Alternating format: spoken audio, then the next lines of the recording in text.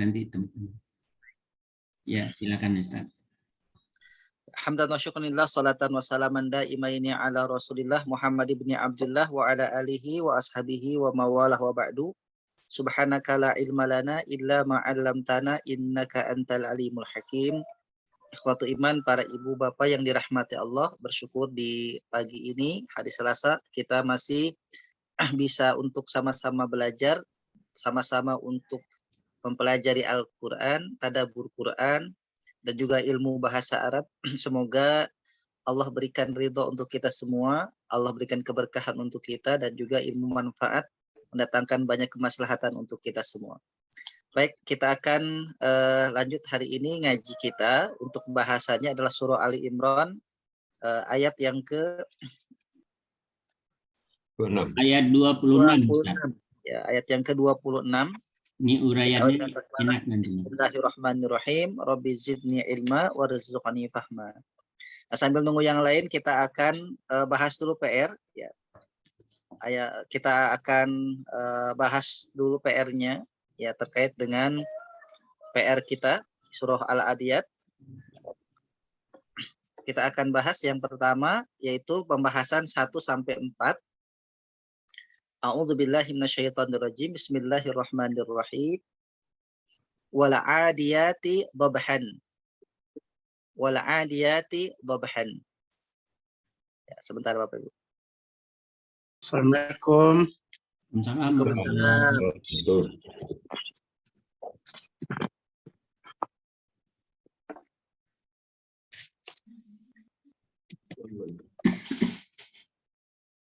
Assalamualaikum. Waalaikumsalam warahmatullahi wabarakatuh. Baik, yang pertama adalah wa. Ya. Wa-nya di sini adalah huruf qasam. Waw qasam, ya, huruf qasam. Wa-nya huruf qasam. Yang membedakan huruf qasam dengan ibtida adalah kalau ibtida dia normal, harokat akhirnya dhammah, wal adiyatu. Jadi tidak merubah harokat karena memang huruf ibtida ini dia tidak punya fungsi untuk merubah harokat. Sedangkan huruf qasam itu punya fungsi untuk merubah harokat. Sebagaimana huruf jar dia punya fungsi merubah harokat. Dari al-adiyatu jadi al-adiyati wal adiyati. Jadi huruf qasam mabni atas fathah. Al-adiyati Kok fathah Ustaz? Kenapa? Oh iya Ustaz. Ya. Oke. Al-adiyati isim ma'rifat majrur ditandai kasroh. Kalau mau dilengkapi isim ma'rifat jama' mu'annas salim majrur ditandai kasroh. Tobahan isim nakiroh mansub ditandai fathah. Fa huruf ibtida mabni atas fathah. Kok mansub Ustaz bukan majzum? Itu kan ada alifnya. Kan tanwin tobahan bukan tobaha. Tanwin. Oh, jadi alifnya Tanwin fathah. Bukannya mati. Jadi kalau tanwin fathah dia alifnya tidak dianggap sukun. Oh, tidak dianggap sukun. Ya, justru kalau tanwin fathah gak pakai alif malah tidak dibenarkan penulisan. Jadi jika ada tanwin fathah itu mesti ada alifnya untuk selain tak marbutoh. Jadi huruf tapi alifnya nggak dianggap sukun. Tidak dianggap sukun.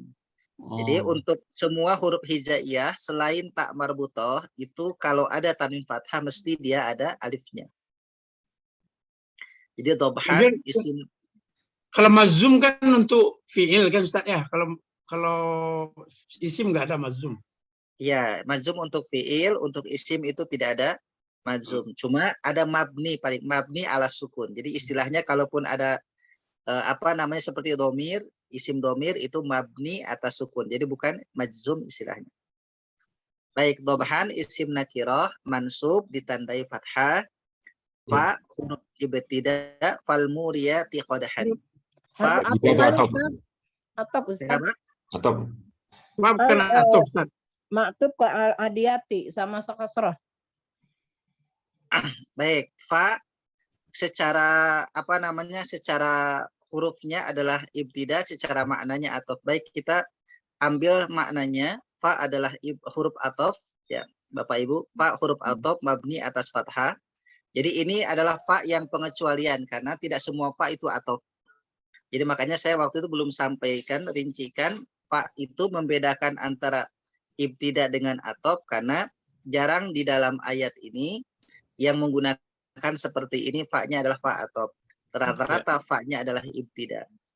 Kalau di ayat ini, di ayat surah Al-Adiyat ini adalah fa-nya bermaknanya atof karena menyambung dengan Al-Adiyat, kemudian Al-Muriyat, Al-Mughirat. Wah, isim. Oh, bukan Ya. tidak ya jadinya ya.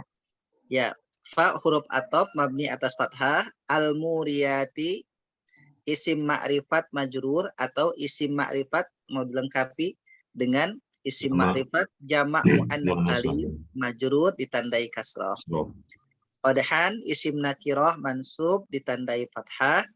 Fa huruf atof mabni atas fathah. Al-Mughirati isim ma'rifat majrur atau isim ma'rifat jamak muannats salim majrur ditandai dengan kasrah. Alif yang ada di fa itu masuk ke dalam ma'rifatnya Ustaz ya, tidak tidak menyambung dengan fa ya Ustaz. Jadi Tidak. Jadi fa-nya itu alifnya adalah alif, dia tanda ma'rifat.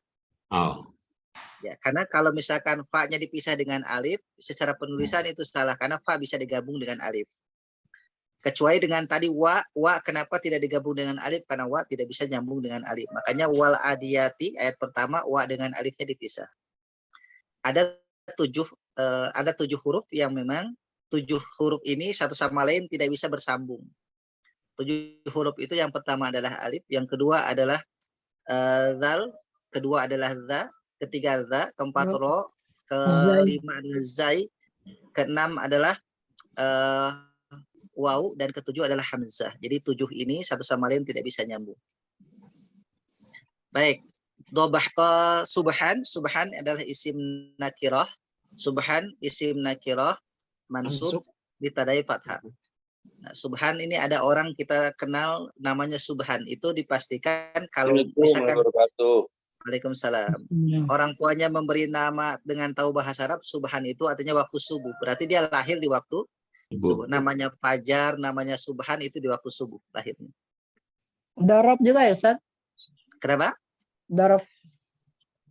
Ya, Subhan itu kalau sisi maknanya dorob, tapi secara lafadznya adalah nakiroh mansub. Ustaz, Baik. kalau Al-Adiyat, Muriyat, Mughirat itu semua fa'il ya Ustaz ya?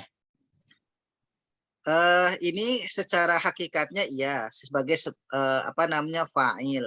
Maktub. Tetapi di sini di dalam redaksi ini ya dimaksudkan al-adiyat fal muriyat ini adalah mubtada khobar. Jadi disebutkan dengan mubtada khobar. Cuma kita belum bahas tentang mubtada khobar, makanya dibahasakan dengan materi yang sebelumnya itu ma'rifat, nakiroh, kemudian jamak muannats salim. Insyaallah nanti hari ini kita akan bahas tentang mubtada. Jadi setelah kita bahas fa'il, kemudian dilanjutkan dengan bahas tentang mubtada.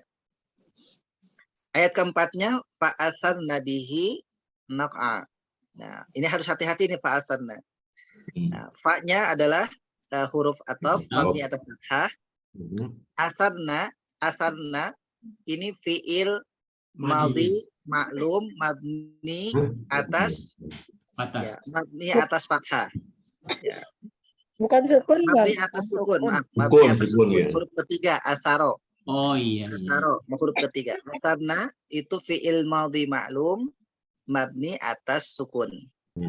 Kemudian bi harfu jar mabni atas kasrah, hi adalah isim majrur ditandai dengan kasrah, atau boleh hi adalah isim dhamir mabni atas kasrah. Kemudian naf'an isim nakiroh. Asur atau apa nih? Kenapa Bu? Hi. Tadi. Hi majrur. Hi itu Majrur atau boleh mabni? hi itu adalah isim majrur. Kalau mau simpel hi isim majrur ditandai dengan kasrah. Karena kan ada jar ada majrur. Atau isim dhamir muttasil mabni atas kasrah. Naf'an. Dhamir mutasil mabni. Iya, kalau dhamir muttasil kan mabni semuanya. Naf'an isim nakirah mansub ditandai fathah. Nah, ini sesi pertama 1 sampai 4. Nanti di berikutnya pekan ke depan adalah ayat 5 sampai dengan ayat yang ke-8. Nah, sisanya karena agak panjang itu dia 3 ayat terakhir. Gitu insyaallah. Nah, demikian Bapak Ibu sekalian. Jadi kita mempraktekkan juz amma dimulai dari surah-surah pendek supaya kita bukan sekedar hafal familiar dengan surah-surah pendek di juz amma, tapi juga kita menambahkan pengetahuan, pemahaman kita tentang kaidah bahasa Arab yang ada yang terkandung di dalam ayat-ayat tersebut di dalam surah-surah itu, sehingga menambah kita jika di dalam sholat kita akan memahami. Nah, tujuannya untuk apa? Supaya kita ini lebih memudahkan terjemah. Jadi kalau misalkan kita sudah ngerti kaidah bahasa Arab, nahwu shorof, maka terjemah itu akan lebih mudah untuk kita pahami. Insyaallah. Baik, demikian Ustaz, untuk bahas. fa'asarna itu kan fi'il madhi. Na-nya itu Ya. bisa disebut sebagai dhamir mutasil, Ustaz. Apa perlu disebutin enggak? Nah, itu Boleh, umumnya boleh. ya. Cuma karena bahasan kita belum sampai ke situ, khawatirnya memberatkan. Tapi kalau misalkan di antara Bapak Ibu ada yang menggunakan na adalah dhamirun dhamirun muttasilun, atau misalkan wafa'iluhu dhamirun mustatirun fihi jawazan takdiruhu hunna, itu boleh saja. Kenapa hunna, Ustaz? Oh, mereka perempuan gitu. Kok jadi 3 orang gitu, kenapa, Ustaz? Apa itu yang 3 itu? 3 orang perempuan, 2 orang lebih.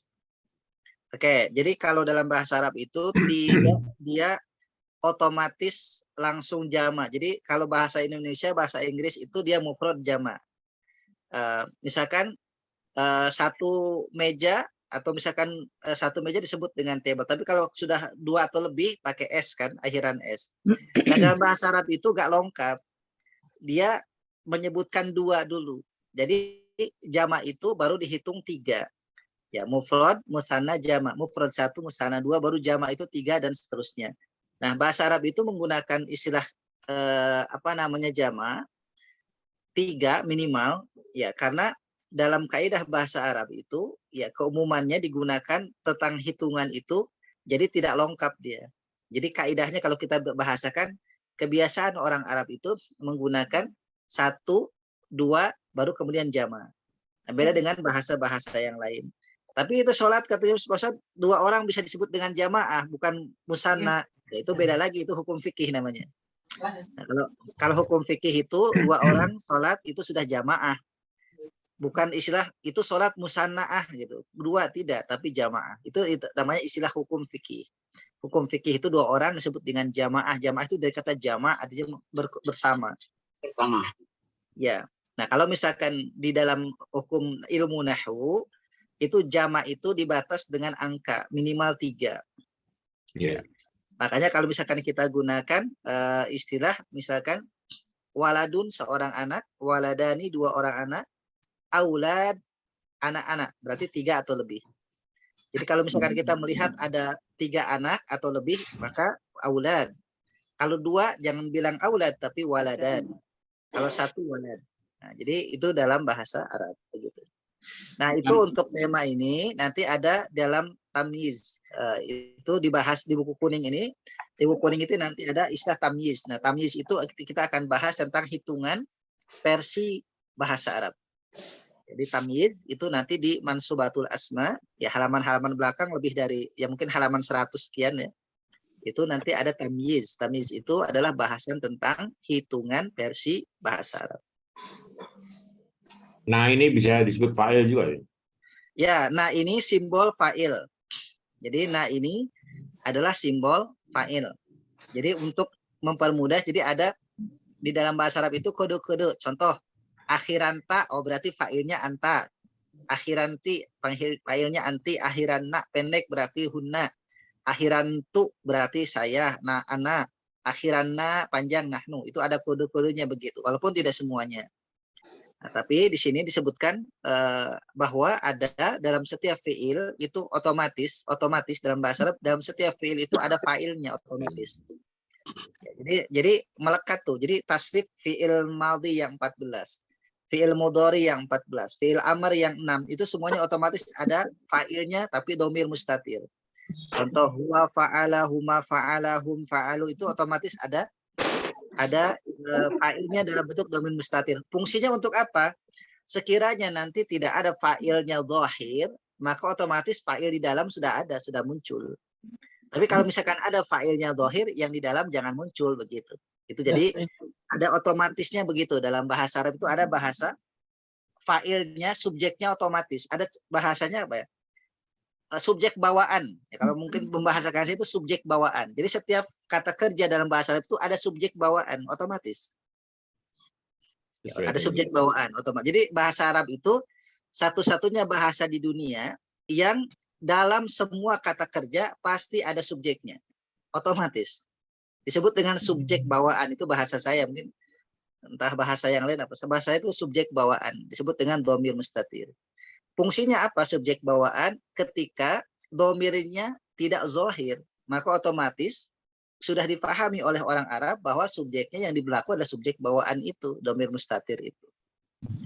Dan semua kata kerja pasti harus ada subjeknya. Apakah itu bawaan, mustatir, ataupun yang dimunculkan berbentuk zahir secara lafaz. Baik. Ini mungkin PR kita. Kita sudah lengkap semuanya. Alhamdulillah. Ya. Oke.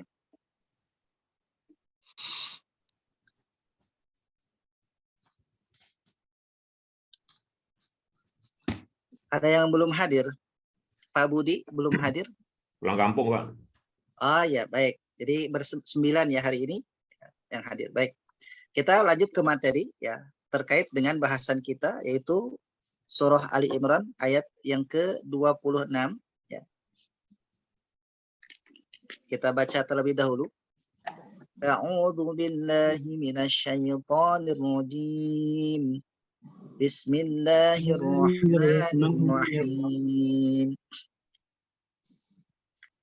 Qulillahumma malikal mulki tu'til mulka man tasha'u وتنزع الملك ممن تشاء وتعز من تشاء وتذل من تشاء بيدك الخير إنك على كل شيء قدير.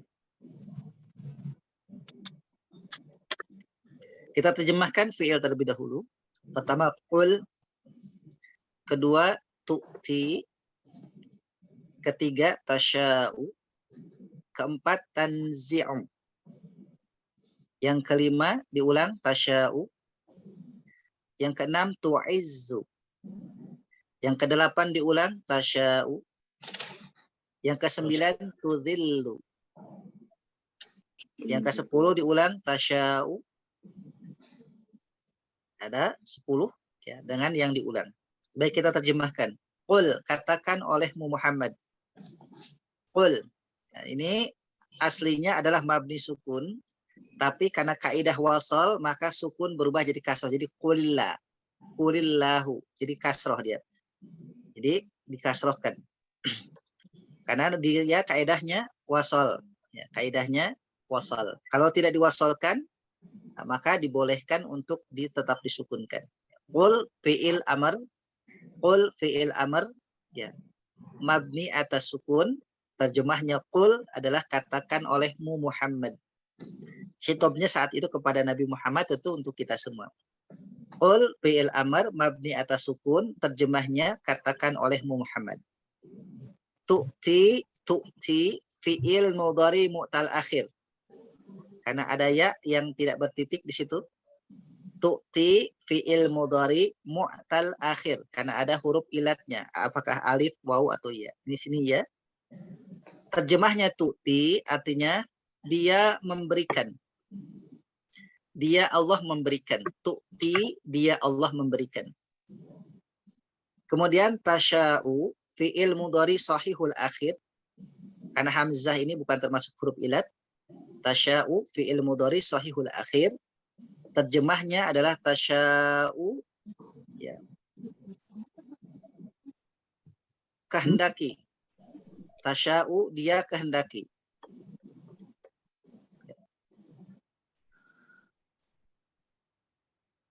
Kemudian tanzi'u fi'il mudhari sahih akhir. Fi'il mudhari sahih akhir. Tanzi'u fi'il mudhari sahih akhir yang artinya tanzi'u engkau mencabut. Mencabut. Tasya'u tadi engkau kehendaki. Tanzi'u engkau mencabut. Tanzi'u engkau mencabut. Tasya'u fi'il mudhari sahih akhir. Terjemahnya tasya'u engkau kehendaki. Engkau kehendaki. Tu'izzu fi'il mudhari sahih akhir. Karena zai ini bukan huruf ilat. Tu'izzu fi'il mudhari sahih akhir. Terjemah tu'izzu ya. Engkau memuliakan. Engkau memuliakan. Tu'izzu engkau memuliakan. Tasya'u fi'il mudhari sahih akhir. Terjemahnya engkau kehendaki. Tudhillu fi'il mudhari sahihul akhir. Karena lam itu juga bukan huruf ilat, maka sahihul akhir. Terjemah tudhillu engkau hinakan. Engkau hinakan. Tudhillu engkau hinakan. Tasya'u fi'il mudhari sahih akhir. Terjemahnya engkau kehendaki. Tasya'u engkau kehendaki. Baik, sekarang kita akan uraikan secara keseluruhan Bapak Ibu. Qul katakan olehmu Muhammad, Allahumma ya Allah. Allahumma ya Allah. Malika ya. Malika pemilik atau yang memiliki. Malika yang memiliki. Al-mulki kerajaan. Malikal mulki yang memiliki kerajaan. Tu'ti engkau memberikan al-mulka kerajaan kekuasaan. Al-mulka kerajaan kekuasaan. Man siapa saja tasya'u engkau kehendaki. Wa dan tanzi'u engkau mencabut. Al-mulka kerajaan kekuasaan. Mimman dari orang tasya'u engkau kehendaki. Wa dan tu'izzu engkau memuliakan man siapa saja tasya'u engkau kehendaki. Wa dan tudhillu engkau menghinakan man siapa saja tasya'u engkau kehendaki. Biyadika di tanganmu. Jadi bi-nya di sini walaupun huruf ja tapi tidak diterjemahkan. Jadi bi-nya zaidah langsung biyadika di tanganmu al khairu kebaikan. Biyadikal khairu di tanganmu kebaikan. Innaka sesungguhnya engkau ala atas kulli semua syai'in hal qadirun maha kuasa. Kita ulang. Qul katakan oleh Muhammad, Allahumma ya Allah. Malika yang memiliki al-mulki kerajaan kekuasaan. Tu'ti engkau memberikan al-mulka kerajaan kekuasaan. Man siapa saja tasya'u engkau kehendaki. Wa dan tanzi'u engkau mencabut al-mulka kerajaan kekuasaan. Mimman dari orang tasya'u engkau kehendaki. Wa dan tu'izzu engkau memuliakan man siapa saja tasya'u engkau kehendaki. Wa dan tudhillu engkau menghinakan man siapa saja tasya'u engkau kehendaki. Biyadika di tanganmu al khairu kebaikan. Innaka sungguhnya engkau ala atas kulli semua syai'in hal qadirun maha kuasa. Silakan dibaca bersama lafaz dan terjemahnya. A'udzubillahi minasyaitonir rajim. Muhammad Qul Allahumma ya katakanlah Allah, wahai Muhammad, Malikal, Allahumma, engkau yang memiliki al-mulk ya kerajaan, Allah, Malik, tu'ti, Allah Malika, engkau yang memiliki memberikan al-mulka, al-mulk, kerajaan, kuasa dia kerajaan, memberikan tasya'u, al-mulka, siapa yang kerajaan, man siapa saja tasa'u, engkau mencabut kehendaki, kerajaan watan zi'u, dan dari engkau siapa yang mencabut tasya' al-mulka, engkau kerajaan, kehendaki, mimman dari siapa yang tasa'u, engkau kehendaki, dan engkau memuliakan siapa saja yang engkau kehendaki, dan engkau hinakan siapa saja yang engkau kehendaki, jika di tanganmu al-khair, kebaikan. Innaka sesungguhnya engkau ala atas semua sayin hal qadir maha kuasa. Mantas apa yang kau hendak baik di tangan. Baik, kita bagi dua untuk baca individunya Bapak Ibu. Pertama, Qulillahumma malikal mulki tu'til mulka man tasya'u wa tanzi'ul mulka mimman tasya'. Yang pertama. Yang kedua, wa tu'izzu man tasya'u sampai dengan akhir ayat. Diawali Pak Mazwar, silakan Pak. Baik. A'udzu billahi minasyaitonir rajim. Qulillahumma malikal mulk. Kul, katakanlah Muhammad, Allahumma ya Allah malikal, engkau yang memiliki al-mulk, kerajaan atau kekuasaan, tu'til mulka man tasya', dia atau engkau Ustaz? Engkau memberikan al-mulk, kekuasaan, man tasya', bagi siapa yang engkau kehendaki, wa tanzi'ul mulk, dan engkau mencabut kekuasaan, mimman tasya', bagi siapa yang engkau kehendaki. Baik, alhamdulillah. Berikutnya Pak Imran, silakan. Wa tu'izzu. A'udzubillahi minasyaitonirrajim. Bismillahirrahmanirrahim. Wa dan tu'izzu, engkau memuliakan man siapa saja tasya'u, yang engkau kehendaki, wa tudillu, wa dan tudillu, engkau menghinakan man siapa saja tasya' engkau kehendaki, di tanganmu, biadika di tanganmu, kekuasaanmu, al-khair, kebaikan, innaka sesungguhnya engkau ala atas kuli segala sayin sesuatu, qadir maha kuasa. Baik, alhamdulillah Pak Tahir, berikutnya. A'udzubillahi minasyaitonirrajim. Qulillahumma, katakanlah olehmu, Allahumma ya Allah, malikal mulki, yang memiliki kerajaan, tu'ti, engkau memberi al-mulka, kerajaan, man tasya'u, siapa saja yang engkau kehendaki, wa tanzi'u, dan engkau mencabut al-mulka, kerajaan, miman, dari orang yang tasya'u, engkau kehendaki. Baik, alhamdulillah. Berikutnya Pak Awan, silakan. Bismillahirrahmanirrahim.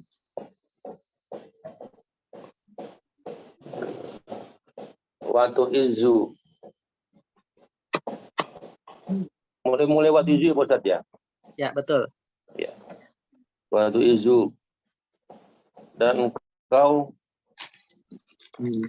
memuliakan man siapa yang tasya'u engkau kehendaki, wa dan tudillu, kau menghinakan man siapa yang tasya'u engkau kehendaki, biyadika di tanganmu, al khair, kebaikan, innaka sesungguhnya engkau ala atas kuli segala sayin sesuatu, qadirun maha kuasa.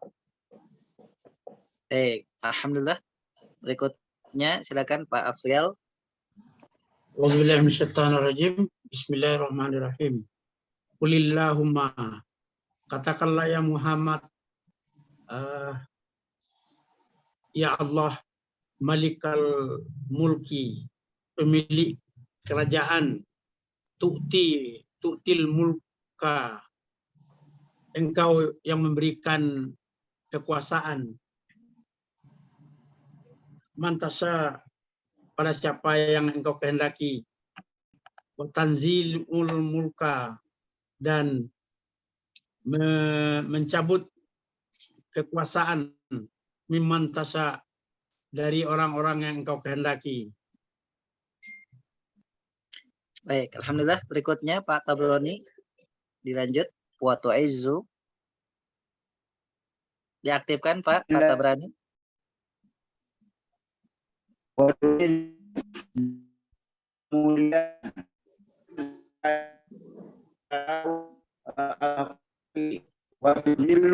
Dan menghinakan tasya siapa yang dia kehendaki, biadikal khair, dan di tangannya lah kebaikan, innaka sesungguhnya engkau ala atas segala sesuatu kulli, atas segala sesuatu maha berkuasa, kulli syai'in qadir, atas segala sesuatu maha berkuasa.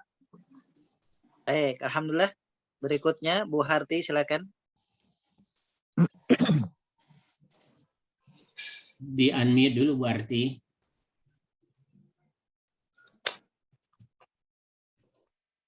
Qul, katakanlah Muhammad, Allahumma, Allah malikal, yang memiliki al-mulki, kerajaan, tu'ti, engkau memberikan al-mulka, kerajaan, mantasa, siapa saja yang engkau kehendaki, wa tanzi'u, dan engkau mencabut al-mulka, kerajaan, mimman, dari siapa saja, tasya'u, yang engkau kehendaki. Baik, alhamdulillah. Bu Ella, silakan. A'udzubillahi minasyaitonirrajim. Atu'izzu, dan engkau muliakan, man, siapa yang tasya engkau kehendaki. Watudillu, dan tudillu, engkau menghinakan, man, siapa saja tasya engkau kehendaki. Biyadika, dengan tanganmu, al khair, kebaikan, innaka, sesungguhnya engkau, ala, atas, kulli segala syai'in, sesuatu, qadir, maha kuasa. Baik, alhamdulillah. Bu Ai, silakan. A'udzubillahi minasyaitonirrajim. Qul, katakanlah Muhammad, Allahumma, wahai Allah, wahai Tuhan, Malika, yang memiliki al-mulki, kerajaan atau kekuasaan, yu'ti, engkau memberikan al-mulka, kerajaan, man, bagi siapa yang yasya'u, engkau kehendaki, watazi'u, dan engkau cabut al-mulka, kerajaan atau kekuasaan, mimman, dari orang yang tasya'u, engkau kehendaki. Baik, alhamdulillah. Kita sudah terjemahkan Bapak Ibu sekalian. Sekarang kaidah bahasa Arabnya. Kita buka buku kuning Nahu halaman 87. Kita akan bahas sedikit tentang fa'il terkait dengan ketentuannya. Di halaman 87 bagian bawah itu ada ketentuan fa'il. Yang pertama, fa'il harus selamanya marfu. Adapun tanda marfu disesuaikan dengan macam-macam. Ya, lihat i'rab tentang ini. Jadi marfu itu ada 4 tandanya. Pertama bisa dengan dhammah, kedua dhammah muqaddarah, ketiga alif kalau dia adalah musanna, kemudian wawu untuk jamak mudzakkar salim, dan asmaul khamsah. Jadi tergantung nanti isimnya isim apa. Jadi fa'il itu yang penting dia marfu, baik marfunya dengan dhammah muqaddarah, dengan alif atau dengan wawu. Yang penting intinya marfu. Yang kedua, fa'il harus senantiasa didahului oleh fi'il maklum, baik madhi maklum atau mudhari maklum. Jadi jika ada fi'il madhi maklum, mudhari maklum, dipastikan wajib ada fa'il, baik zahir ataupun yang bawaan. Kalau zahirnya ada, maka yang bawaan berarti tidak dikeluarkan, begitu. Kemudian yang ketiga, fa'il tidak selamanya harus bersambung dengan fi'il, terkadang diselingi oleh beberapa kalimat lain. Ada contoh nih, sa'alani bil amsi fisuqi rajulun. Telah bertanya kepada saya pada hari kemarin saat di pasar seorang laki-laki. Mana fa'ilnya, mana subjeknya? Rajulun. Seorang laki-laki di belakang. Nah, jadi intinya konsekuensinya kalau ada fi'il madhi maklum atau mudhari maklum, pasti kita harus tahu di situ ada subjeknya, ada fa'ilnya. Baik itu mustatir, bawaan, atau yang dohir. Rajulun ini dohir. Ya.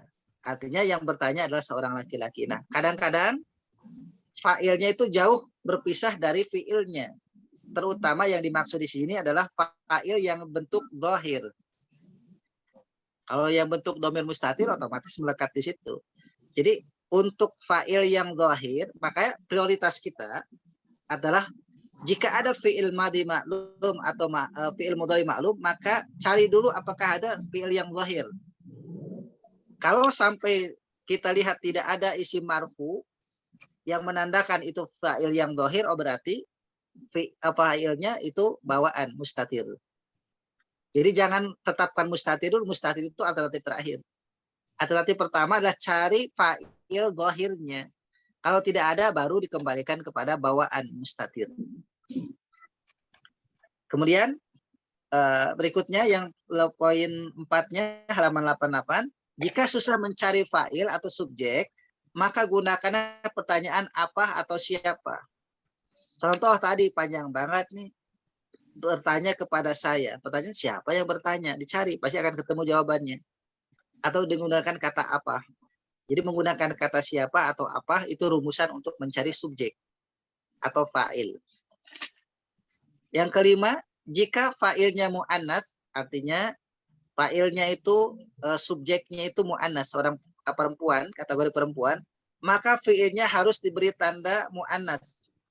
Jadi kaidah yang berlaku hanya mu'annas dan mu'annas, tidak berlaku bagi mufrad dan jama'.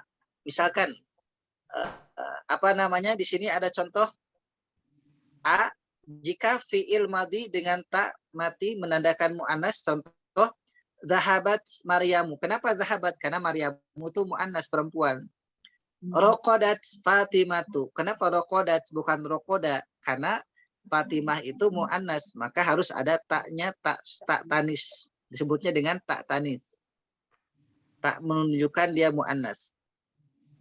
Ya, beda lagi misalkan dengan jika fi'il mudhari. Fi'il mudhari itu bukan dengan tak tanis, tapi dengan tak di awal. Contoh, tarji'u Fatimatu. Fatimah kembali. Jadi untuk di sini membedakan tarji'u itu untuk anta atau tarji'u untuk hiya perempuan, itu dilihat fa'ilnya. Kalau Fatimah berarti tarji'u ini dia hiya. Tapi kalau tarji'u untuk laki-laki berarti tarji'u ini dia anta. Karena tarji'u ini dia memiliki dua dhamir sekaligus yang mirip soalnya. Tarji'u itu bisa dia hiya, tarji'u itu bisa anta. Tergantung nanti fa'ilnya dia yang muncul dhahir itu laki atau perempuan. Kalau laki berarti anta, kalau perempuan berarti dia hiya. Jadi dalam bahasa Arab ini dalam kaidah subjek dan predikat atau fi'il fa'il yang berlaku yang harus sama, yang harus sesuai itu adalah mu'annas mudzakarnya. Masalah jamak mufradnya itu tidak jadi urusan. Ya. Baik itu misalkan fa'ala muslimun atau fa'ala muslimuna, itu tetap fa'ala saja. Jadi fi'il tidak ngikut-ngikut fa'ilnya. Tapi kalau dibalik, jadi mubtada khobar itu ngikut. Misalkan al-muslimu fa'ala. Al-muslimani fa'ala. Al-muslimuna fa'alu. Itu begitu. Jadi ngikutin. Kalau isimnya di depan. Namanya bukan fi'il fa'il lagi. Kalau isim di depan namanya mubtada khobar.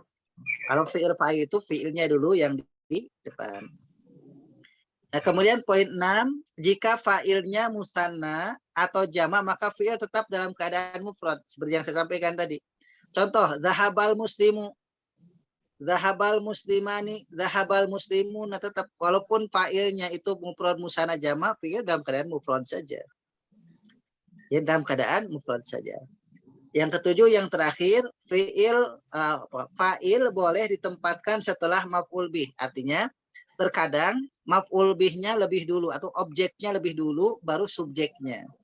Contoh, kalau yang paling gampang kan hadarul waladu, ini sudah subjek predikat, ya, fi'il fa'il. Hadaratil bintu fi'il fa'il.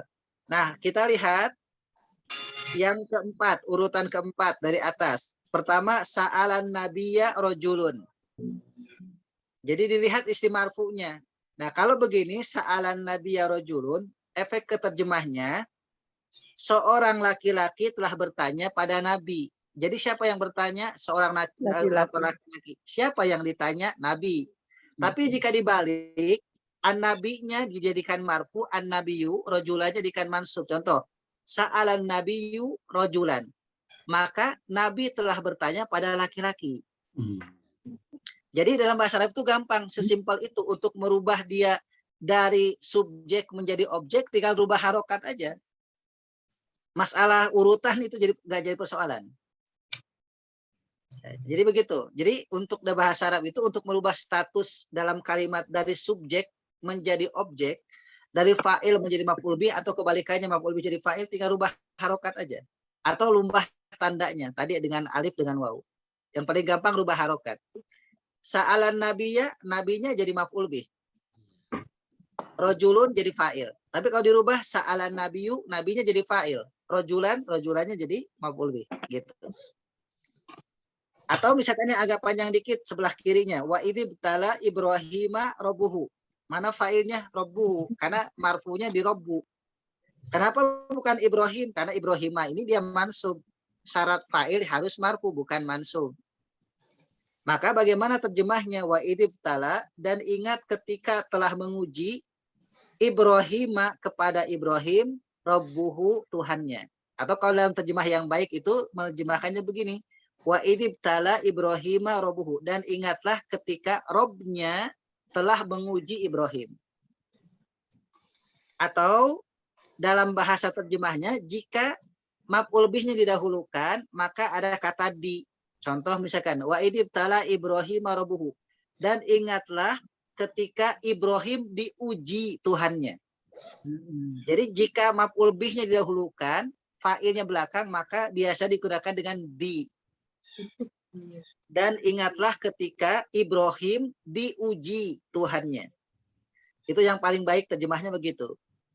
Jadi teknik penerjemahan itu seperti itu. Jadi kalau misalkan fa'ilnya dibelakangkan, maka terjemahnya sesuai dengan urutan. Wa dan idza, apabila atau ingatlah ketika ibtala telah menguji, ya, telah menguji, kan begitu ya. Nah, kalau misalkan Ibrahim rabbuhu itu, jadi bahasanya bukan seperti itu, tapi dan ingatlah ketika Ibrahim diuji. Jadi seolah-olah dimajhulkan, diuji Tuhannya. Walaupun tulisannya bukan majhul ya Ustaz ya. Kalaupun tulisannya bukan majhul, tapi kalau fa'ilnya, ya, kalau fa'ilnya dia setelah maf'ul bih, maka di. Contoh tadi juga begitu. Sa'alan nabiyya rajulan. Nabi ditanya seseorang, begitu. Sa'alan nabiyya rajulan, rajulun. Sa'alan nabiyya rajulun. Nabi telah ditanya seseorang. Itu yang paling baik begitu. Jadi kalau bahasa standar tadi, sa'alan nabiyya rajulun, telah bertanya kepada Nabi seseorang, itu secara penerjemahan ratingnya 8 lah. Tapi kalau sa'alan nabiyya rajulun, Nabi telah ditanya seseorang, itu ratingnya 10. Jadi makanya kalau misalkan ada orang yang ingin menerjemahkan ke bahasa Arab, dia harus menguasai ilmu nahwu tasrif supaya terjemahnya tidak kaku. Kan pernah kita mungkin Pak Tauhid nih, yang di penerbitan pasti tahu persis ya. Artinya kita membaca hasil terjemahan orang itu ada yang enak dibaca, ada yang agak kaku. Nah, yang ada kaku berarti dia kurang menguasai ilmu tasrifnya. Pak Tauhid pasti punya pengalaman itu kan? Iya, iya. Misalkan ada buku dari Timur Tengah, kemudian diterjemahkan. Kok ini kayaknya gak ngalir gitu terjemahnya itu. Nah, itu berarti dia terlalu saklek menerjemahkan sesuai dengan urutan. Padahal dalam ilmu terjemah itu tidak mesti urutan. Selama kaidah nahwu dan tasrifnya dipakai, pasti akan enak ngalir terjemahnya. Begitu. Ya. Baik, nah sekarang kita lanjut materi baru, naibul fa'il, Bapak Ibu, halaman 90. Halaman 90. 90.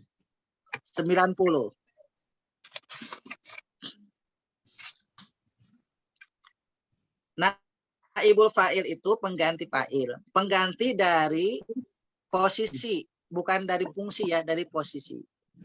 Logikanya seharusnya kalau setelah fi'il maklum, fi'il madhi maklum atau mudhari maklum itu kalau isim ma'rfu otomatis fa'il.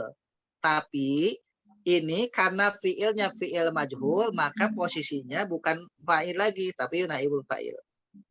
Sama-sama isimnya marfu yang membedakan fi'ilnya. Saya ulang, naibul fa'il dengan fa'il itu sama-sama isim marfu. Berarti sama-sama dia tandanya dhammah atau dhammah muqaddarah atau alif atau waw. Hanya yang membedakan adalah fiilnya. Jika fiilnya maklum berarti dia marfu adalah fa'il. Jika fiilnya majhul maka dia marfu naibul fa'il. Kita ambil contoh perbandingan antara fa'il dengan naibul fa'il. Doroba aliyun al-kalba. Aliyun itu dia isim marfu setelah fiil maklum. Doroba fiil madhi maklum. Aliyun itu isim marfu. Maka otomatis Ali ini sebagai subjek. Sebagai subjek atau sebagai fa'il. Beda dengan duribal kalbu. Duribal kalbu. Telah dipukul anjing. Maka karena dia majhul, maka al kalbu bukan sebagai fa'il, tapi sebagai naibul fa'il. Contoh lainnya. Kasarol bintu al-ina'a. Atau kasarotil bintu al-ina'a. Al-bintu itu dia isim marfu setelah fi'il maklum. Otomatis dia fa'il. Beda dengan kusirol ina'u. Karena al-ina'u ini isim marfu tapi setelah fi'il majhul maka al-ina'u itu naibul fa'il namanya. Contoh lagi yashrabul waladu al-labana. Al-waladu itu isim marfu tandanya dhammah setelah fi'il mudhari maklum berarti otomatis dia sebagai fa'il, sebagai subjek. Tapi kalau yushrabul labanu, al-labanu itu isim marfu tapi setelah fi'il mudhari majhul maka otomatis dia naibul fa'il. Contoh terakhir yadribu Muhammadul hirrata.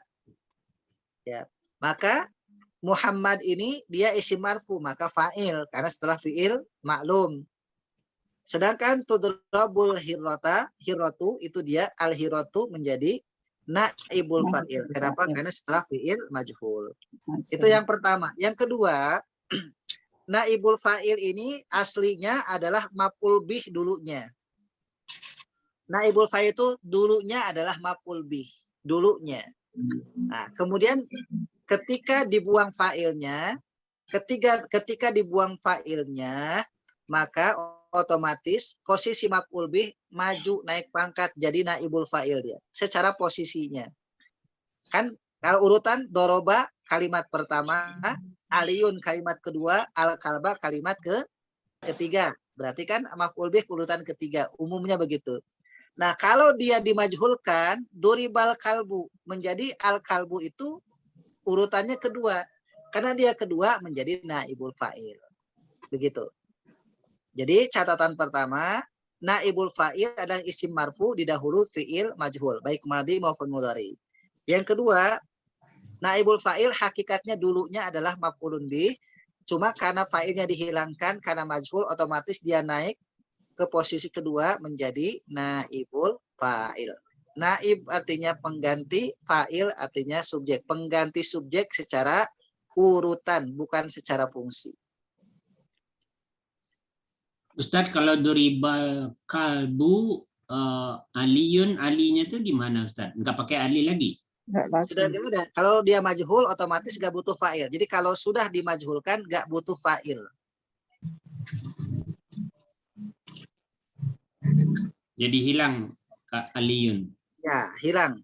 Nah, karena hilang ini butuh urutan, tetap urutan kedua, supaya tidak ada jeda. Jadi nggak boleh kan, lucu juga dalam bahasa Arab misalkan, duriba al-kalbunya berapa spasi gitu. Kenapa? Ini dikosongkan untuk fa'il, nggak bisa. Jadi tetap urutan. Ya, karena urutan itu menunjukkan posisi, maka posisi urutan yang harusnya ditempatin fa'il, ditempatin maf'ul bih menjadi naibul fa'il. Begitu. Cuma jadi subjeknya nggak kelihatan ya Pak Ustadz ya kalau sudah di. Kalau sudah majhul nggak ada subjek, nggak ada fa'il. Jadi yang melakukan orangnya itu juga nggak jelas berarti ya? Iya. Oh iya. Jadi kalau Fiilnya dimajhulkan, kalau dimajhulkan, ya itu subjeknya apa? Objeknya kan tidak saklek. Contoh duribal kalbu, anjing dipukul. Memang anjing dipukul, tapi masalahnya yang mukulnya siapa? Jadi lebih kepada kalau fiil majhul itu tidak diketahui siapa pelakunya, siapa subjeknya. Jadi gak diketahui itu subjeknya, fa'ilnya gak diketahui. Kalau oleh gimana Ustaz? Duribal kalbu ala aliyun. Gak bisa, gak boleh. Kaidahnya gitu, gak boleh. Duribal kalbu ala aliyun, gak bisa. Jadi duribal kalbu sudah aja. Nah nanti kita akan bedah di jilid kedua. Itu diinggriskan itu berarti. Ya. Jadi kalau misalkan di buku kedua, nanti buku kedua itu kita akan ada bahas makna dibalik dinaibul fa'ilkan. Itu ada tuh kaidahnya. Jadi kenapa kok dinaibul fa'il? Kenapa fa'ilnya dihilangkan? Itu ada kaidah berikutnya.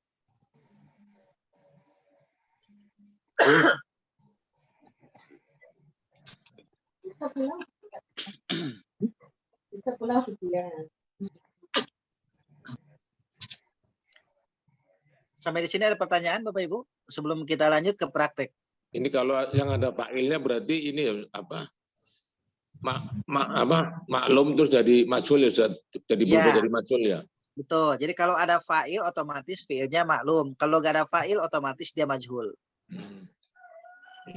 Kalau di bahasa Indonesia kan misalkan anjing itu dipukul oleh Ahmad misalnya. Olehnya kan dia tadi nyambung Pak Mas Bar tadi. Nah, kalau dalam bahasa Arab olehnya itu ya kalau misalkan menggunakan kata oleh itu kalau misalkan bahasa Arab itu sebetulnya simple. Cuma bahasa Indonesia kan butuh apa namanya lebih lengkap. Jadi kalau misalkan duribal kalbu bi Ahmada. Ya. Duribal kalbu bi Ahmada telah dipukul anjing oleh Ahmad. Sebetulnya dalam bahasa Arab gak pasti begitu. Kalau mau tinggal gini aja. Maf'ul bihnya didahulukan aja seperti kaidah tadi misalkan. Tadinya doroba aliyun kalba. Jadi dorobal kalba aliyun. Ahmada.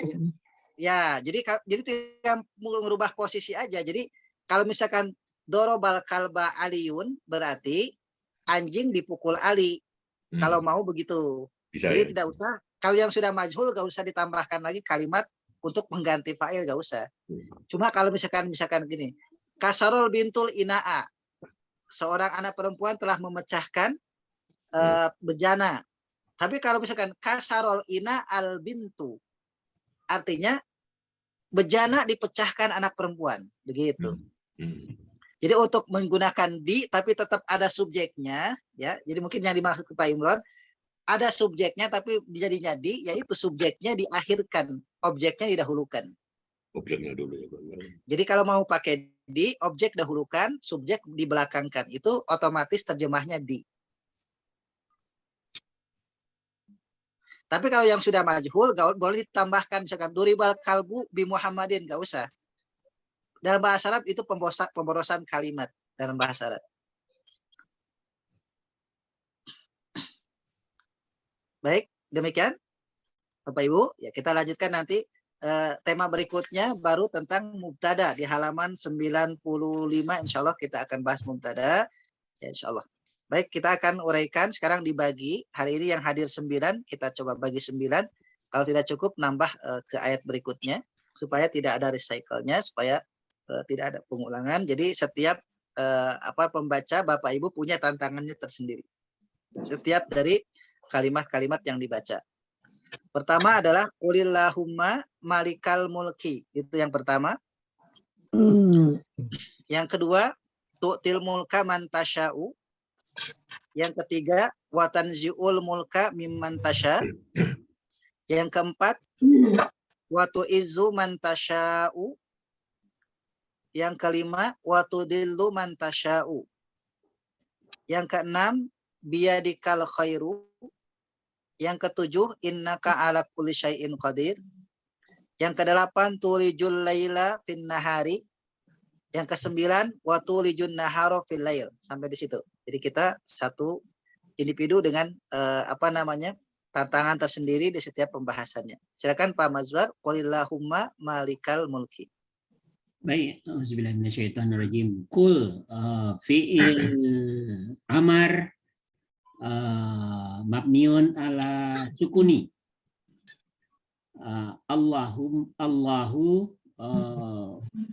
isim ma'rifat mabniun isim ma'rifat majrurun Isim ma'rifat marfu'un ditandai dengan dhammah.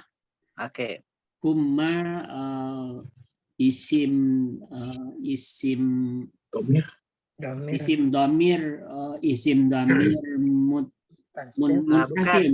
Kalau mau diketandakan wal mim, ditambahkan wal mim alamat lin nida. Apaan? Wal mim dan mim itu tanda seruan. Al mim alamat lin nida. Oh, harfun nida. Ya, bukan harfun nida, alamat lin nida. Alamat. Ya. Jadi asalnya adalah Allahumma itu asalnya ya Allahu. Jadi asalnya adalah ya Allahu. Tapi untuk kata diawali dengan kul, biasanya kalau diawali dengan kul itu tidak kul ya Allahu, tidak. Karena itu nggak pas secara bahasa Arab.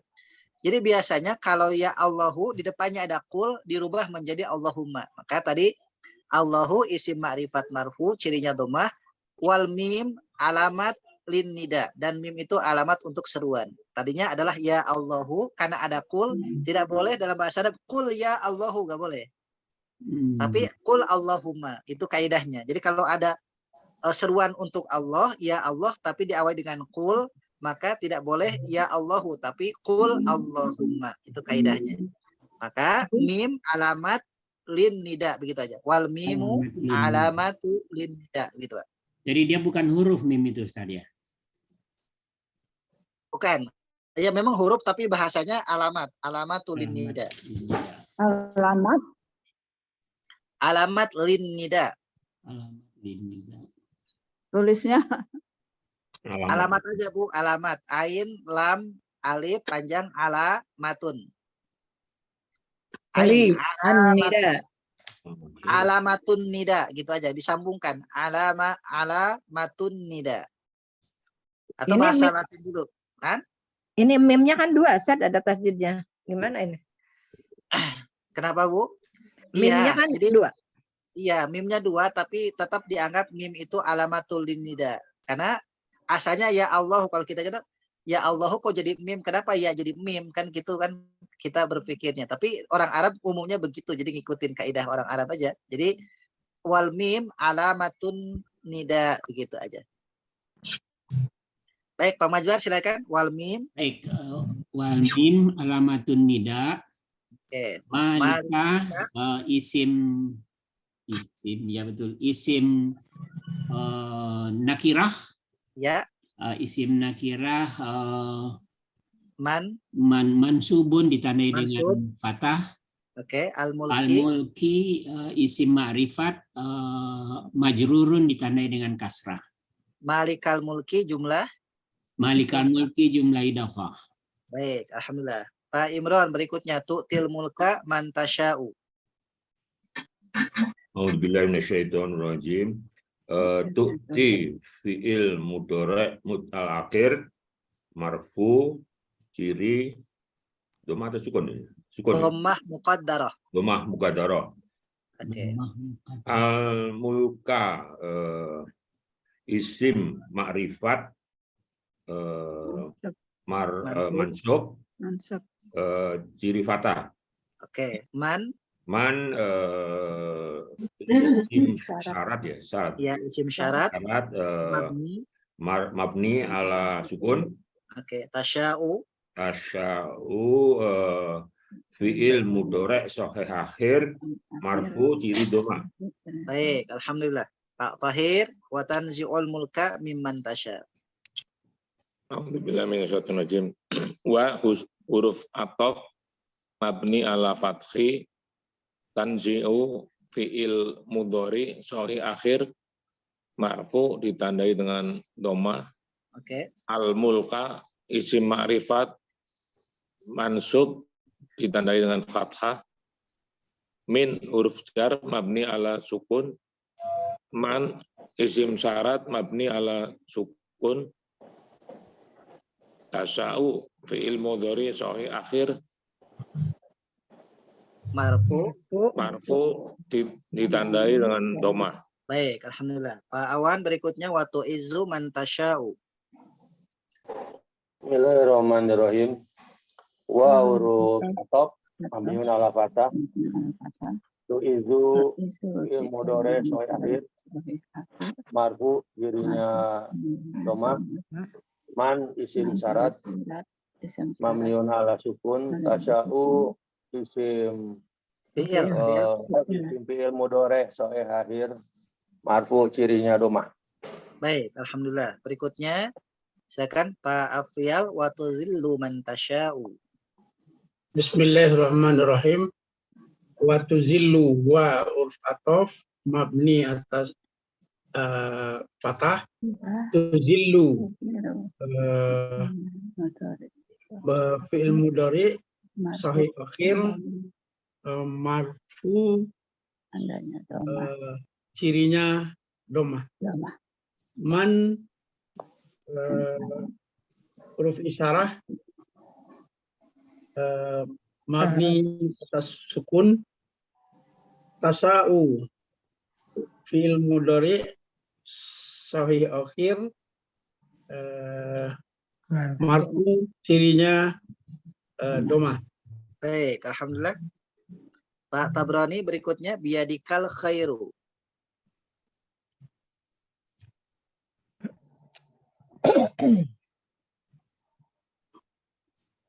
Silakan Pak. Bismillahirrahmanirrahim. Biyadika bi huruf jar. Oke. Yadi isim nakiroh. Isim nakirah ka isim Umir. isim damir ya. Oke, betul. Al khairu. Al khairu isim Alif lam isim ma'rifat. Baik, alhamdulillah. Ma'rifat. Ya. Alhamdulillah Pak Tabrani. Berikutnya silakan Bu Harti, innaka ala kulli syai'in qadir. Innaka ala kulli syai'in qadir. Inna huruf taukid mabni atas fathah. Ka isim domir mutasil mabni atas fathah. Ala huruf jar mabni atas sukun ya. Oke. Kulli isim makrifat. Nakirah. Isim nakirah. Isim nakirah. Majrur cirinya kasroh. Syai'in. Syai'in isim nakirah. Majrur juga ya. Ya. Majrur cirinya kasroh. Kulli syai'in. Kulli syai'in jumlah idhofah. Oke. Qadirun. Qadirun isim nakirah. Marfu. Cirinya waw. Cirinya? Cirinya domah. Cirinya domah. Baik. Bu Ella silakan. Tulijul laila fin nahari. Tuliju fi'il mudhari sahih akhir marfu dan cirinya domah. Baik. Al-laila. Al-laila isim ma'rifah mansub tandanya fathah. Oke. Fin nahari. Fi huruf jar mabni ala sukun ya Ustaz. Sukun. An-nahari. Hari isim ma'rifah majrur tandanya kasroh. Baik, alhamdulillah. Bu Ai, wa tulijun nahara fil laili. Alhamdulillah minasyaitonirrajim. Wa tuliju wa harfu ataf mabniun ala fathi. Tuliju fi'il mudhari sahih akhir marfu tandanya dhammah. An-nahari isim ma'rifah. An-nahara isim ma'rifah mansub tandanya fathah. Jamak taksir ya, Ustaz? An-nahar bukan isim mufrad. Isim mufrad ya.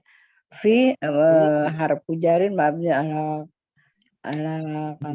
sukun ya. Al sukun al-laili isim ma'rifat majrur tandanya kasrah. Baik, alhamdulillah semuanya sudah kita uraikan untuk kaidah bahasa Arabnya. Baik, Bapak Ibu sekalian, terakhir adalah makna tadabbur Qur'annya. Ini pertama, jika ada di dalam Quran diawali dengan qul, ya, diawali dengan qul, maka artinya itu maknanya adalah ayat ini dari Allah, firman Allah, tapi sudah diberikan untuk manusia. Saya ulang Bapak Ibu. Jika ada di dalam Quran setiap ayat dikatakan dengan qul, apalagi terkait dengan doa, maka itu adalah firman Allah yang sudah Allah ijazahkan, Allah sudah berikan untuk manusia. Artinya apa? Ayat ini bisa diamalkan menjadi amalan zikir. Jadi para ulama memahami itu. Termasuk qul huwallahu ahad, al-falaq, an-nas kan semuanya qul tuh. Itu 3 ayat yang awalnya qul di akhir juz amma itu adalah wahyu Allah, kalamullah yang sudah Allah ijazahkan untuk diamalkan oleh manusia kapanpun. Itu maknanya begitu. Semua. Termasuk ini. Jadi kalau kita misalkan mau mengamalkan juga boleh. Kenapa? Karena Allah sudah ijazahkan untuk kita secara langsung melalui Rasulullah Muhammad SAW. Makna pertama ini adalah bagian daripada amalan zikir. Ya, Nabi membacanya di pagi atau di petang. Amalan zikir kita boleh membaca ini, ya hukumnya sunnah. Yang kedua adalah ada makna yang terkandung di sini. Apa? Yang pertama, hanya Allah pemilik kekuasaan yang mutlak, yang hakiki. Allah pemilik kerajaan yang mutlak, yang hakiki. Manusia hanya dititipi, kapanpun Allah mau bisa diberi, bisa dicabut. Kapanpun Allah mau bisa diberikan, bisa dicabut. Contoh, bahwa di dalam perjalanan manusia itu ada yang Allah berikan itu dengan ridho, ada yang Allah berikan sebagai istidraj. Ya, saya ulang Bapak Ibu, ada yang Allah berikan dengan ridho, ada yang Allah berikan dengan istidraj. Contoh yang ridho, Allah berikan kekuasaan kepada Daud dengan ridhonya. Allah berikan kekuasaan kepada Sulaiman dengan ridhonya. Allah berikan kekuasaan kepada Yusuf dengan ridhonya. Allah berikan kekuasaan kepada Namrus dengan istidraj. Allah berikan kekuasaan kepada Fir'aun dengan istidraj. Lalu bagaimana kita bisa melihat ini kekuasaan kerajaan Allah berikan dengan ridhonya atau dengan istidraj? Gampang. Lihat sikap, lihat perbuatan, lihat kebijakan-kebijakan yang dikeluarkan oleh si penguasa itu. Kalau kebijakan Jokowi sekarang, nanti dulu Bu. Berarti kayaknya gak sabar 2024. Jadi kalau kekuasaan atau raja yang Allah ridhoi, pasti apapun yang dikeluarkannya adalah atas dasar nur Allah dan ridha Allah. Kemaslahatan yang hadir. Makanya kita lihat Nabi Yusuf itu menjadi menteri urusan kesejahteraan rakyat, bahasanya mengikuti dalam negeri, itu maslahat semuanya. Pengentasan kemiskinan, pemerataan kesejahteraan, negara aman, stok pangan selalu tersedia. Bagus. Nabi Daud, Nabi Sulaiman juga sama, berhukum dengan hukum Allah, keadilan ditegakkan di situ, kesejahteraan juga ada. kayak di Qatar. Ya. Anis tuh. Itu Anis. Qatar. Jadi kalau konsep ada misalkan maju kotanya bahagia warganya, ya itu indikasinya salah satunya Bu Harti. Saya kasih bocoran Bu Harti ya. Jadi kalau ada misalkan untuk bukan hanya slogan tapi memang ada realnya. Jadi kalau orang diberi kekuasaan oleh Allah, kerajaan atas ridho Allah, pasti yang dikeluarkannya juga adalah kemaslahatan kebaikan. Tapi jika istidraj itu bagaimana sih bisa istidraj? Pertama, dia maksa ingin. Yang kedua, ya kalau sudah maksa berarti kan ada cara-cara yang tanda petik dilabrak. Nah, maka Allah ya sudah, kalau kamu mau silakan. Allah istidrajkan. Makanya terkait dengan kekuasaan, kalau Allah sudah istidraj, pasti di situ banyak keburukannya. Istidraj. Jadi kalau misalkan itu kan atas semua kehendak Allah, iya. Semua atas kehendak Allah, cuma ada yang diridhoi, ada yang diistidrajkan. Misalkan, ya itu kan kemarin Pilpres 2019 kan sudah atas kehendak Allah, berarti ini yang dikehendaki Allah, iya. Allah berkehendak, cuma pertanyaannya kehendak Allah itu atas dasar ridhonya atau istidrajnya? Itu pertanyaannya. Atas dasar ridhonya atau istidrajnya? Fir'aun juga Allah panjangkan umurnya, apakah dengan ridhonya? Bukan, istidraj. Namrud sampai dengan kekuasaannya begitu luas, sampai kemudian menghalang-halangi dakwah Ibrahim. Kenapa Allah biarkan? Apakah Allah ridho membiarkan Namrud menghalangi dakwah Ibrahim? Tidak. Tapi kok kenapa dibiarkan jadi raja? Istidraj. Iblis juga istidraj. Kenapa iblis kok diberi umur panjang sehingga menyesatkan manusia? Istidraj. Sehingga nanti siksanya berlipat-lipat. Korun kenapa sih menghalangi dakwah Nabi Musa, tapi hartanya begitu banyak, bisnisnya begitu berkembang? Itu istidraj. Jadi gampang melihat istidraj atau ridho Allah, lihat efeknya, hasilnya, apakah kemaslahatan atau keburukan. Kalau kemaslahatan ada ridho Allah, kalau keburukan berarti istidraj. Gitu. Jadi kadang-kadang di masyarakat kita agak bingung dia. Kenapa? Karena agak bertanya sama orang berilmu. Wah, ini kan udah ketentuan Allah, ini berarti ini yang terpilih. Menurut Allah, iya. Tapi masalahnya ridho apa istidraj ini Allah ngasihnya? Itu pertanyaannya. Jadi seorang muslim itu nggak boleh langsung melihat hanya zahir, tapi melihat kajian mendalam. Oh, ada apa di balik semua ini? Ada apa? Bang Ustadz. Ya, Pak Wan silakan. Itu kalau yang saya pelajari juga di manhaj itu, istilahnya ada fi'liyah kauniyah sama fi'liyah syariah. Ya. Jadi kalau fi'liyah kauniyah itu apa yang Allah kehendaki pasti terjadi sesuai dengan yang Allah kehendaki. Ya. Tapi fi'liyah syariah itu ada yang Allah kehendaki terjadi tapi Allah benci. Ya, itu istidraj namanya. Allah kehendaki tapi Allah benci, istidraj. Jadi enggak semua yang Allah ciptakan itu Allah sukai. Jadi ada juga yang Allah benci gitu. Ya. Makanya seperti yang tadi Ustaz sampaikan itu. Terima kasih. Ya, sama-sama. Terima kasih Pak Wan tambahannya. Jadi kita berpikir seorang muslim seperti itu. Jadi jangan kemudian mulai pandangan kita, oh itu kan berarti orang kalau menjadi orang yang dikatakan dianggap dia sebagai orang pemimpin itu, oh, berarti itu kebaikan, belum tentu. Ya, kita lihat kebaikan dan keburukannya. Makanya, nah kita lanjutkan ayatnya. Wa tu'izzu man tasya. Allah memuliakan siapa yang dia kehendaki. Contoh, di Yaman itu ada Uwais Al-Qarni hidup zaman dengan Nabi. Uwais Al-Qarni ini gak dikenal orang Yaman. Jangankan orang senegara, orang sedesanya jarang kenal dia. Kenapa? Karena sehari-harinya dia hanya ngangon kambing. Pengembala dia, ngangon kambing domba. Mengembala domba kambing.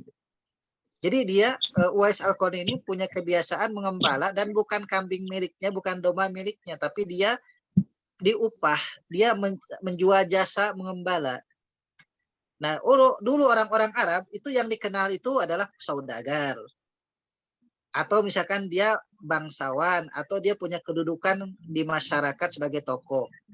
Gampang dikenal, tapi pengembala itu jarang orang tahu. Makanya ada bahasa untuk Uwais Al-Qarni ini, dia gharibun inda ahlil ard, masyhurun inda ahlis sama. Dia asing menurut ahli bumi, tapi terkenal di penduduk langit. Bahkan malaikat menyebut-nyebut nama dia. Siapa malaikat langit yang nggak kenal semua dengan Uwais? Artinya bukan tampilan fisik, tapi Allah itu gini. Jadi dalam ada hadis yang sahih, kata dalam hadis itu, jika Allah sudah mencintai seorang hamba dan Allah sudah menjamin memuliakan hamba itu dunia dan akhirat, maka Allah pasti bocorkan nama hamba itu kepada para malaikat seluruhnya. Kata Allah, cintai si fulan karena aku sudah mencintainya. Maka seluruh penduduk langit pun mendoakan dan mencintai si fulan itu. Ya, walaupun penduduk bumi tidak mengenalnya, gitu. Jadi Allah begitu mudahnya memberikan kemuliaan kepada seseorang, bahkan mungkin tanpa sesama manusia pun tahu kalau orang itu dimuliakan Allah Subhanahu wa taala. Kemudian waktu dhillu man tasya, dan Allah dengan mudahnya bisa menghinakan siapa saja dengan mudahnya. Menghinakan siapa saja yang menurut orang mungkin baik, tapi Allah bisa hinakan. Makanya Bapak Ibu sekalian, kita dipandang mulia itu sebetulnya ada satu rahasianya, karena Allah masih tutupi aib kita, karena Allah masih jaga aib-aib kita. Karena setiap manusia punya celah, punya kekurangan, punya keburukan. Maka oleh karena itu Allah Subhanahu wa taala mudah untuk memuliakan dan mudah untuk menghinakan. Kenapa? Karena kartu kita itu semuanya ada Allah yang punya. Kalau bahasa orang suka main kartu itu trupnya itu Allah yang pegang itu. Dia tidak bisa berkutik. Ya, tidak bisa. Nah, oleh karena itu zikir ini adalah sebagai pengingat kita bahwa ayat ini mudah bagi Allah untuk memuliakan, untuk menghinakan. Mudah bagi Allah untuk memberi kekuasaan atau mencabut sekalipun. Biadikal khair. Kenapa? Karena Allah ini sumber kebaikan. Tidak ada sumber kebaikan dan gudangnya kebaikan kecuali Allah Subhanahu wa taala.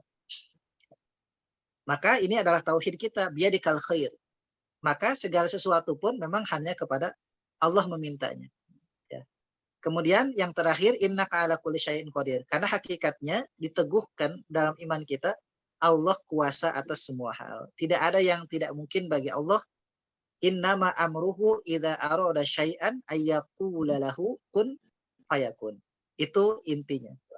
Baik, demikian Bapak Ibu yang disampaikan, intinya seperti itu. Jika ada sharing, tambahan, diskusi atau pertanyaan, silakan. Tanya Ustaz. Ya, silakan Pak Afrial. Tanya Ustaz. Kalau itu katanya kan perceraian itu adalah perbuatan halal tapi yang dibenci oleh Allah. Itu Ya. apa tuh? Istijrat apa? Baik. Jadi ini menyikapi ini, pertama bahwasanya ya, hukumnya talak atau bercerai itu boleh. Hukumnya itu boleh, hukumnya itu halal. Kenapa ada bahasa dibenci? Karena dibenci itu ada beberapa hal. Jadi ini variabelnya banyak, Pak Priya. Jadi kalau kita kaji hadis-hadisnya itu tidak hanya tunggal itu saja, tapi ada banyak variabelnya. Kenapa ada? Jadi kadang-kadang satu hadis itu dijadikan sebagai kojo bahasanya. Hanya padahal variabelnya banyak. Jadi variabelnya banyak itu, kemudian ada bahasa jika kemudian itu bercerai itu dijadikan sebagai alasan orang untuk melakukan hal yang tidak diridhoi Allah, maka itu yang dibenci. Jadi yang dimaksud itu adalah hadis-hadisnya banyak. Jadi kalau perceraiannya itu adalah tidak ada lagi cara lain kecuali itu, dan dengan itu diputuskan maka akan ada kemaslahatan, maka itu tidak termasuk yang dibenci. Nah, yang dibenci itu kalau misalkan orang alasan bercerai karena alasan untuk menipu atau hal lainnya yang mendatangkan kemadorotan yang lain, yang mendatangkan dosa yang lain, itu namanya dibenci. Jadi dia mengambil jalur cerai tetapi untuk tujuan tidak baik. Nah, itu yang disebut dengan halal tapi dibenci. Memang dihalalkan, dibolehkan. Dibolehkan. Tapi kalau tujuannya adalah untuk menipu, untuk membuat hal yang lain, dosa yang lain, maka itu yang disebut dengan yang Allah benci. Jadi tidak satu berdiri sendiri, itu tadi banyak hadis lain dan banyak variabel-variabel yang lain. Nah, tentunya memang diupayakan bahwasanya memang yang diharapkan itu adalah abadi, tapi terkadang perjalanan hidup manusia tidak selamanya sama. Demikian, Allahu a'lam. Silakan Pak Bahir. Ya, ini Ustaz, tadi kan penguasa yang dolim itu diberi kekuasaan walaupun Allah benci gitu, atau sebagai istirahat gitu ya. Tapi kalau kita lihat dampak penguasa yang dolim yang menyesatkan umat itu bisa menimbulkan orang jadi murtad, jadi syirik dan sebagainya. Itu kan dampaknya begitu luas pada orang. Kalau pemimpinnya baik kan justru mengarah ke tauhid, kemudian juga palasi yang positif lah, yang sesuai dengan syariat lah. Yang ini kan jadi akhirnya orang yang tadinya setengah-setengah bisa menjadi kafir, bisa menjadi sesat, menjadi syirik. Itu gimana Ustaz? Padahal korbannya banyak, bukan cuma yang bersangkutan saja, itu bukan penguasanya saja. Itu gimana Ustaz? Baik, ada dua pendekatan. Pertama pendekatan Hukumannya, Quran. maksudnya kalau dia sebagai istidrat buat dia sih ya. Ya. Kenapa Ustaz? Baik, saya akan jawab dengan dua pendekatan. Pertanyaan pertama Quran, yang kedua sunnah. Dengan Quran itu jelas saklek. Ya, yang pertama banyak ayatnya terkait dengan orang kafir. Ya ayyuhalladzina amanu la tattakhidul kafirina awliya min dunil mu'minin. Jadi kalau misalkan kafir jelas itu tidak direkomendasikan. Mutlak di Quran tidak direkomendasikan. Ya, kalaupun ada di negara-negara tertentu yang Islam minoritas, betul tidak bisa punya calon yang diusung atau tidak ada calon yang diusung, maka itu dikembalikan kepada ijtihad selama tidak menimbulkan kemudaratan. Tapi jika dalam komunitas itu ada muslim, ada kafir, maka pilihannya adalah muslim. Ya, yang ini kemudian dijadikan dipelintir. Dipelintir ada black campaign seolah-olah ya. Kemarin terjadi pada Pilkada 2017. 2017 itu terjadi. Milih pemimpin muslim korupsi atau pemimpin kafir jujur, kan begitu kan? Digiring di opini itu selalu. Milih pemimpin muslim tapi korupsi tidak baik, atau pemimpin kafir tapi jujur baik. Seolah-olah ditanamkan kepada paradigma kita, muslim itu gak ada yang baik, pemimpin muslim itu gak ada yang jujur, gak ada yang baik, korupsi semua. Itu hati-hati tuh, framing diarahkan ke situ. Nah, sementara dalam Quran itu dia hitam putih. Kalau ada muslim kafir, pilih muslim. Itu Quran. Nah, itu udah jelas ya kalau misalkan kita berbicara. Bagaimana kalau banyak muslim? Pilihannya banyak muslim, banyak calon, dan muslim semua. Nah, berlaku dengan hadis Nabi. Kata hadis Nabi yang pertama, pilihlah pemimpin itu. Ya, yang pertama adalah dari sisi ibadahnya, dilihat akidahnya. Dilihat akidahnya. Ya, dilihat akidahnya. Kalau dilihat akidahnya benar, baik, solih, sama, setara. Ada dua calon, sama setara. Lihat terkait dengan akhlaknya. Akhlaknya setara. Lihat uji kejujurannya, keadilannya. Keadilannya setara. Lihat uji ya, hal yang lainnya, yaitu tentang pemahaman agamanya. Nah, itu jadi ada urutannya tuh bertahap. Kalau sama-sama muslim. Nah, jadi dalam Quran itu hitam putih, ya. Dalam hadis itu ada tuh tuntutannya. Kalau jadi gini, kalau misalkan muslim dengan kafir ya sudah gak usah diperdebatkan, ya tentu kita milih muslim, tentu. Tapi kalau sama-sama muslim dilihat kan ada grade-nya, ada kriterianya. Jadi tidak ada asal muslim, tidak asal yang penting dia punya masa banyak, yang penting dia punya duit banyak, begitu. Tapi dilihat sampai detailnya. Dan itu ada di hadis Nabi. Jadi kita sebagai seorang muslim diwajibkan. Nah, kalau misalkan ada dua calon, yang satu muslim, yang dua juga muslim, sama-sama muslim, maka berlaku hadis Nabi itu. Kok bagaimana cara memilihnya? Kalau misalkan tidak ada yang jauh lebih baik, maka kata Nabi, yang paling mungkin sedikit madaratnya. Yang paling memungkinkan, yang paling sedikit menimbulkan kemadaratannya. Tetap ada pilihan, tapi yang paling mungkin sedikit madaratnya. Kalau tidak ada yang perfect, tidak ada yang sempurna sebagaimana kriteria Nabi, maka diambil jalan terakhir adalah yang paling sedikit madaratnya. Dan itu butuh kajian. Dan itu butuh penelitian. Hanya kita betul harus menggunakan akal pikiran yang jernih dan hati nurani yang bersih. Sehingga tidak ada embel-embel hal yang sifatnya menutupi. Tidak ada topeng yang menutupi sehingga orang itu kepribadiannya tidak diketahui dengan baik. Makanya ada bahasa politik identitas. Justru kita harus tahu identitasnya dengan jelas. Jadi politik identitas, siapakah dia, muslim apa kafir? Dia orang mana, dari keturunan mana, siapa orang tuanya, bagaimana track record-nya, kita harus tahu. Itu politik identitas sebetulnya. Makanya kan kalau kita bahasa ada KTP itu kan kartu tanda pengenal atau kartu identitas. Jadi supaya kita tahu, orang tahu, jejaknya, record-nya tahu. Jadi supaya tidak beli kucing di dalam karung, orang harus tahu jelas. Harus tahu jelas. Artinya makanya kenapa di dalam konteks tentang negara demokrasi, karena Indonesia menganut sistem demokrasi, itu kenapa ada pilihan-pilihan supaya orang bisa memilih dengan baik. Nah, kalau kita misalkan berkaca kepada panduan kepada Quran dan Sunnah, ya seperti itu kriterianya. Nah, tinggal nanti kita amalkan. Nah, seorang muslim itu tinggal kita amalkan nanti ke depan. Nah, misalkan di 2024 ada calon anggota legislatif, calon anggota DPR, MPR gitu, kemudian calon presiden, ada juga calon-calon bupati, gubernur, wali kota, ya kita lihat. Nah, maka dari situ hari ini, saya kira hari ini bukan hal yang sulit untuk mencari record seseorang. Ya, walaupun ada pasukan-pasukan yang istilahnya bikin mempopulerkan sehingga semua yang tunjukkan yang baik semua, tapi saya yakin kalau untuk hari ini tetap jejak digital itu yang jujur yang nggak jujur tetap ada, apalagi terkait dengan pemimpin. Jadi tinggal kita kumpulkan itu, kemudian dikolektifkan sehingga kemudian kita punya keputusan. Ya. Kalaupun misalkan sama-sama masih ada cacatnya, misalkan, ya tadi yang terakhir diambil yang paling mungkin paling sedikit tingkat kemadaratannya. Demikian, Allahu a'lam.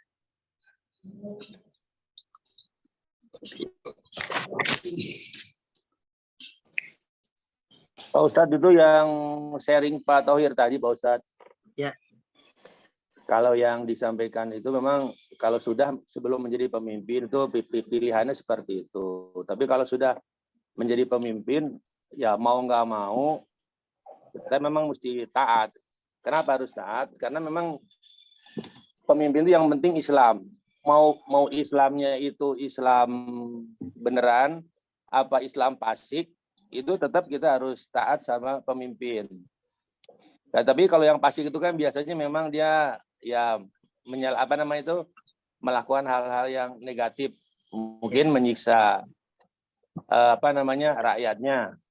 Sampai di hadis pun disampaikan kita tetap harus tunduk, taat dalam arti bukan ketaatan mutlak.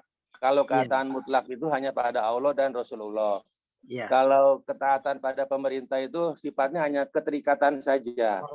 Ya. Sama seperti orang bersuami istri itu ketaatan dalam keterikatan. Tapi kalau yang khusus itu hanya kepada Allah dan Rasulullah saja. Jadi selama ya kita tinggal di satu negara, ya kita jangan sampai melakukan makar. Karena apa? Karena makar yang ditimbulkan oleh rakyat akan menimbulkan penderitaan yang lebih parah kepada rakyat yang lainnya juga. Ya. Nah, jadi kena semua. Ya. Gitu. Jadi negara juga nggak akan tenang. Gitu. Jadi memang ya kita Islam itu memang diuji ya seperti ini. Yang walaupun kita dibilang mayoritas, pemimpinnya juga sebagian besar Islam, tapi mereka tidak memihak kepada umat Islam. Ya, memang ujian buat orang Islam di Indonesia. Masalah orang itu akan menjadi kafir atau menjadi hal lain itu sesuai dengan tanggung jawabnya masing-masing orang, dan tiap-tiap orang ada takdirnya masing-masing. Cuma nanti memang dampaknya itu kan akan dibebankan kepada pemimpin itu yang menjadikan orang itu menjadi salah. Tapi orang yang salah pun itu tetap akan mengikut ke mereka juga ke neraka kalau memang ikut salah. Ya kitanya aja yang mesti punya pegangan, jadi nggak ngikut yang salah. Jadi memang kan di hadis juga disampaikan di akhir masa ini akan banyak gangguan-gangguan sehingga kita harus pegang sunnah Rasul itu dengan gigi geraham kita. Jadi harus kita pegang dengan walaupun tuh digigit, ya akarnya tuh digigit dengan gigi geraham. Ya. Nah, ya itu kan istilahnya guroba ya Pak Ustadz ya kalau di hadis ya. Ya, memang jadi ini bagian daripada ciri-ciri dan fitnah akhir zaman. Iya, ya, itu kan nanti kan kita termasuk golongan yang guroba, maksudnya golongan yang terasing. Jadi dulu itu Islam tuh terasing, nanti akan kembali terasing. Ya sekarang ini mungkin menjelang kiamat ini akan kembali terasing. Jadi Islam yang benar ini akan semakin sedikit orangnya. Ya memang seperti itu. Baik. Makasih Pak Ustaz. Sama-sama, makasih Pak Awan. Saya tambahkan, jadi dalam konsep Islam itu dalam semua lini, dalam semua bidang itu ada dua seperti prinsip dalam ilmu kedokteran. Itu ada preventif, ada kuratif. Jadi dalam ilmu kedokteran itu ada istilah preventif, ada kuratif, ada pencegahan, ada pengobatan. Nah, di dalam Islam, dalam hukum Islam, terutama dalam hukum bernegara, itu juga sama ada preventif, ada kuratif. Preventifnya apa? Ya tadi, dimungkinkan bisa dicegah secara dini, tidak melahirkan pemimpin-pemimpin yang tidak baik. Dengan cara apa? Umat harus cerdas memilih pemimpin berdasarkan ketentuan Al-Quran dan Sunnah. Itu namanya preventif, sehingga memungkinkan ya meminimalisir munculnya pemimpin yang tidak baik. Itu namanya preventif. Nah, ternyata bagaimana kalau sudah terjadi? Maka yang kedua ada kuratif. Kuratif itu dengan cara berikan nasihat. Makanya dalam hadis Nabi, ucapan dakwah yang paling baik adalah dakwah kepada penguasa. Ucapan dakwah yang baik adalah dakwah kepada penguasa, mengingatkan.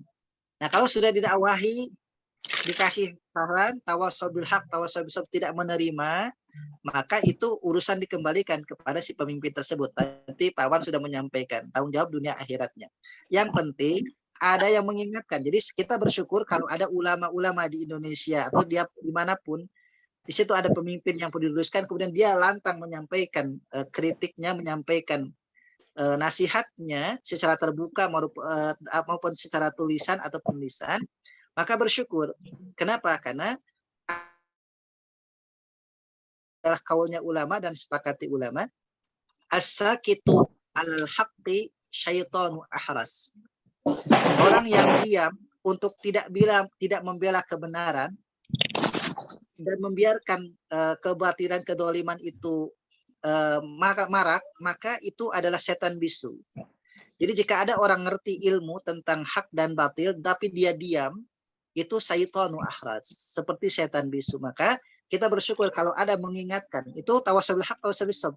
Jadi mengingatkan bahwa mohon maaf, Anda sebagai pemimpin pejabat ini dirasa kebijakannya tidak tepat nih. Begini disampaikan. Nah, dengan solusinya, dengan jawabannya. Kalau dia menerima, alhamdulillah. Kalau tidak menerima, maka tanggung dunia akhirat. Yang penting sudah ada yang mengingatkan, sudah ada yang menyampaikan. Nah, kemudian kalau sudah terjadi begitu, menjadi pelajaran. Oh, ternyata efeknya begitu dahsyat. Kalau pemimpinnya tidak baik, tidak mengikuti aturan Allah dan Rasul, efeknya ternyata dahsyat sekali.